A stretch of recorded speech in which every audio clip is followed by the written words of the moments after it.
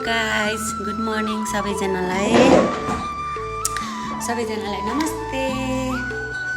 म चाहिँ यसरी कहिले पनि बोल्दिनँ है, रियल भोइसमा आएर म कहिले पनि बोल्दिनँ होइन। आज चाहिँ म बोलेको प्राय म बोल्दिनँ अनि पहिला एकपल्ट बोलेको थिएँ होइन,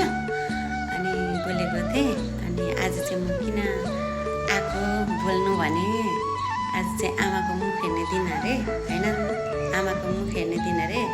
यसो हेर्छु, फेसबुकमा हेर्छु, हिजोदेखि क्या आमाहरूको फोटोहरू लगाएर आमासँगको फोटोहरू जोडेर, मतलब सबैजनाले राम्रो राम्रो गानामा आमाको माया है, भरिपूर्ण मायाहरू लेखेर, स्ट्याटसहरू लेखेर चाहिँ सायरीहरू, मतलब मिठो मिठो सङमा चाहिँ लगाइराखेको हुन्छ होइन। अनि म चाहिँ यसो हेर्छु है, म चाहिँ सधैँ पनि त्यही गर्छु क्या, म सधैँ पनि यही नोटिस गर्छु क्या।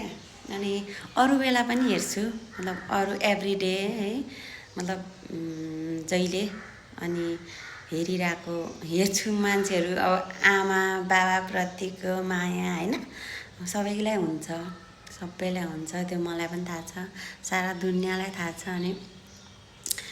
अनि म चाहिँ त्योमा पर्दिनँ, खै किन पर्दिनँ, सायद मैले पनि पोस्ट गर्नुपर्ने होला आमा बाबाको होइन, फोटो राखेर ह्याप्पी मदर्स डे भनेर चाहिँ मैले पनि पोस्ट गर्नुपर्ने होला होइन, जहाँसम्म मलाई अब। तर मलाई लाग्दैन पोस्ट गर्नै पर्छ भनेर। आमा बाबाको सबैले गरेको छ, मेरो साथीहरू, मेरै दिदी बहिनी मेरै होला, सबैले पोस्ट गरेको होला।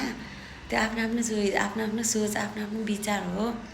मलाई चाहिँ कहिले लाग्दैन। म पहिला बाहिर हुँदा पनि म ह्याप्पी मदर्स डे भनेर सायदै मैले त्यस्तो राखेको मलाई छैन होला जस्तो लाग्छ क्या, होला मिस्टेकले कहिलेकाहीँ अब विदेशमा हुँदा बा मन पग्लिहालेर मैले कहिलेकाहीँ राखेँ कि त्यो हुनसक्छ।